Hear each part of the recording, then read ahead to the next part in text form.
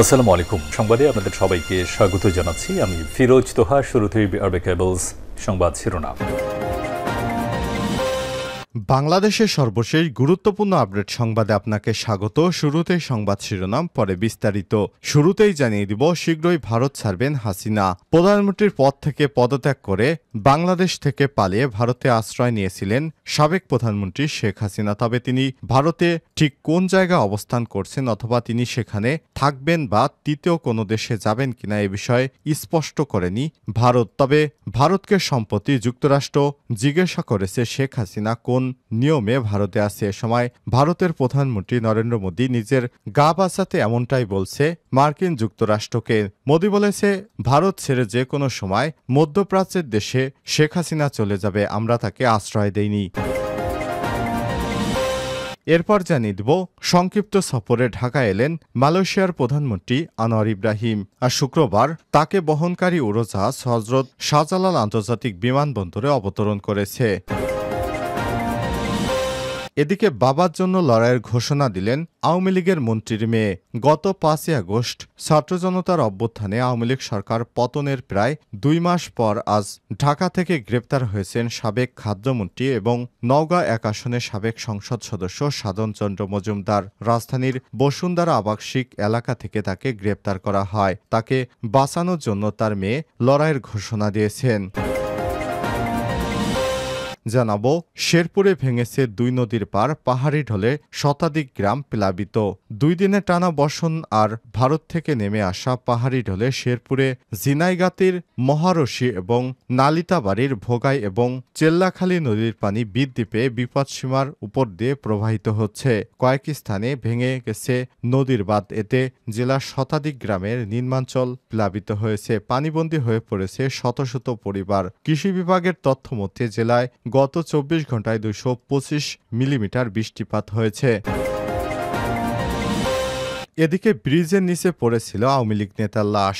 গাইবান্ধা সদর উপজেলা খোলাহাটি দারিয়াপুর কৈমারা ব্রিজের নিচ থেকে ইউপি সদস্য মোস্তাক আহমেদ এর মরদেহ উদ্ধার করা হয়েছে। স্বজনদের ধারণা তাকে হত্যা করে ফেলে রেখে যাওয়া হয় ব্রিজের নিচে।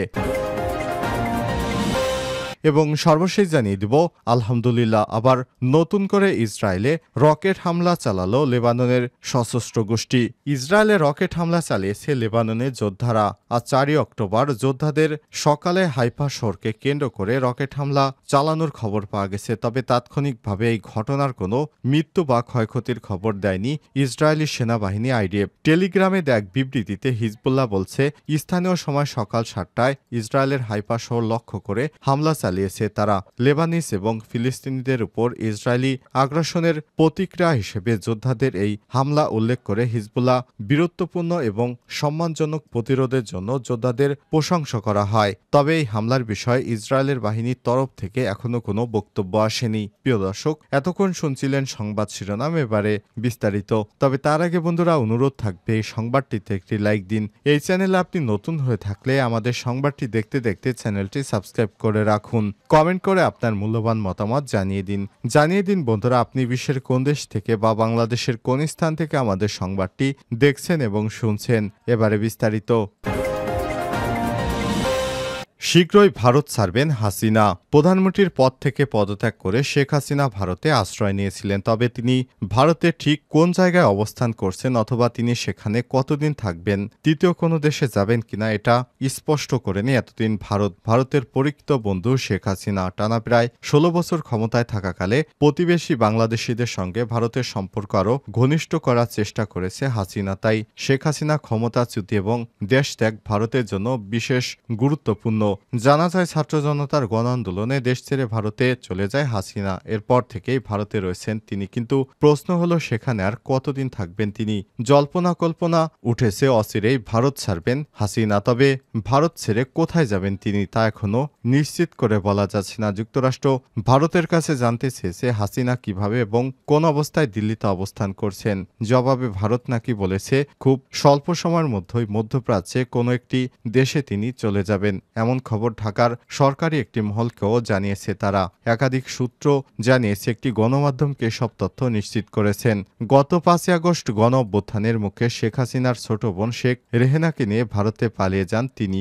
বাংলাদেশের সামরিক বাহিনীর একটি বিমানে দিল্লির কাছে গাজিয়াবাদ হিন্দন বিমান ঘাঁটিতে অবতরণ করেন তারা। এরপর থেকে তিনি কোথায় আছেন সে বিষয়ে কোনো তথ্য ফাঁস করেনি আওয়ামী লীগ। শেখ হাসিনা দেশ ছাড়ার পর গঠন করা হয়েছে অন্তর্বর্তীকালীন সরকার, যার প্রধান করা হয়েছে নোবেল বিজয়ী অর্থনীতিবিদ ডক্টর মোহাম্মদ ইউনূসকে। এরপর থেকে প্রায় 2 মাস হয়ে গেছে, পরিবর্তন হয়েছে অনেক কিছু।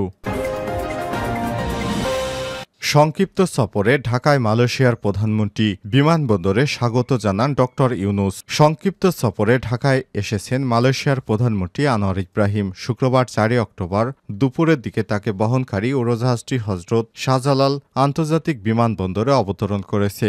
পররাষ্ট্র মন্ত্রণালয় সূত্র জানায়, বিমানবন্দরে মালয়েশিয়ার প্রধানমন্ত্রীকে গার্ড অব অনার দেওয়া হয়। এরপর প্রধান উপদেষ্টা ডক্টর মোহাম্মদ ইউনূস তাকে স্বাগত জানান। মালয়েশিয়ার প্রধানমন্ত্রীর সঙ্গে তার মন্ত্রিসভার সদস্য, উপমন্ত্রী, সদস্য, ঊর্ধ্বতন সরকারি কর্মকর্তা এবং উচ্চপদস্থ প্রতিনিধিদের সমন্বয়ে 58 সদস্যের একটি প্রতিনিধি তার সঙ্গে এসেছেন। বিমানবন্দরের আনুষ্ঠানিকতা শেষে মালয়েশিয়ার প্রধানমন্ত্রীকে হোটেল ইন্টারকন্টিনেন্টালে নিয়ে যাওয়া হয়। সেখানে তিনি প্রধান উপদেষ্টা ডক্টর ইউনূসের সঙ্গে বৈঠক করবেন। পররাষ্ট্র উপদেষ্টা তৌহিদ হোসেন সম্প্রতি এক সংবাদ সম্মেলনে বলেছেন, এই বৈঠক বাংলাদেশে চলমান রোহিঙ্গা শরণার্থী সংকট মোকাবেলা, মালয়েশিয়ায় সহায়তা কামনা করা, আসিয়ান কাঠামোর মধ্যে সেক্টরাল ডায়ালগ পার্টনার হওয়ার আকাঙ্ক্ষা ব্যক্ত করা হবে। দুই দেশের রাজনীতি, অর্থনীতি এবং শ্রমবাজার ইস্যু গুরুত্ব পাবে তার এই সফরে। ঘোষিত সূচি অনুযায়ী মালয়েশিয়ার প্রধানমন্ত্রী বঙ্গভবনে রাষ্ট্রপতি মোহাম্মদ শাহাবুদ্দিনের সঙ্গেও সাক্ষাৎ করবেন। সংক্ষিপ্ত সফর শেষে সন্ধ্যা 6টার দিকে মালয়েশিয়ার প্রধানমন্ত্রী ঢাকা ছাড়ার কথা রয়েছে। আওয়ামী লীগ সরকারের পতনের পর অন্তর্বর্তীকালীন সরকারের ক্ষমতা গ্রহণের পর এটি হতে যাচ্ছে বিদেশি কোনো সরকার প্রধানের প্রথম উচ্চ পর্যায়ের সফর। আমিত্ব লড়াই করব বাবার জন্য। গ্রেপ্তারের পর মন্ত্রীর মেয়ে আবেগঘন স্ট্যাটাস দিয়েছেন।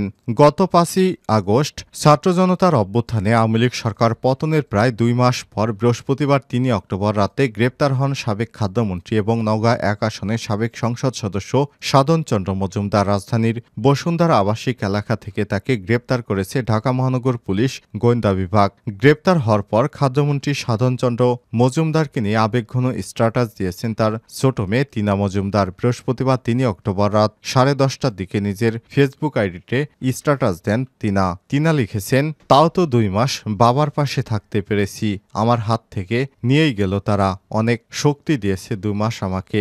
সত্যের পথ সঠিক, এটাই শিখেছি বাবার কাছ থেকে। টিনা, আমিত্ব লড়াই করব বাবার জন্য।